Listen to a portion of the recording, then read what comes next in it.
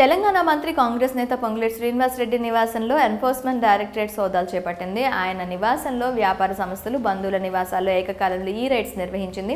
మొత్తం 16 చోట్ల సోదాలు చేపడుతున్నారు ఈడీ అధికారులు. ఢిల్లీ నుంచి వచ్చిన 16 ఈడీ బృందాలు జూబ్లీహిల్స్లో ఉన్న మంత్రి నివాసం, హిమాయత్ సాగర్లోని ఫామ్ హౌస్, పొంగులేటి కుమార్తె ఇంట్లో, శ్రీనివాసరెడ్డికి చెందిన ఫామా, అలాగే రియల్ ఎస్టేట్ కంపెనీలతో పాటు బంధువుల నివాసాల్లో ఈ సోదాలు నిర్వహించారు.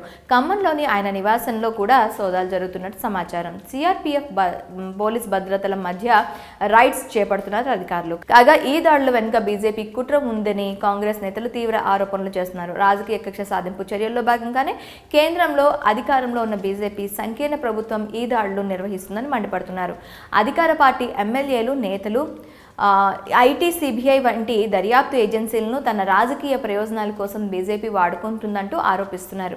ఇదిలా ఉంటే ఇది రాజకీయ కక్షలో భాగంగానే ఈ సోదాలు జరుగుతున్నాయని పొలిటికల్ సర్కిల్లో చర్చ నడుస్తోంది. దీనికి కారణం ఆయన బీజేపీలోకి చేరకపోవడం. గత ఏడాది పార్టీ వ్యతిరేక కార్యకలాపాలకు పాల్పడుతున్నారన్న ఉద్దేశంతో అధికారంలో ఉన్న బీఆర్ఎస్ తమ పార్టీ నేతలు పొంగులేటి శ్రీనివాసరెడ్డి, జూపల్లి కృష్ణారావులపై సస్పెన్షన్ వేటు వేసింది.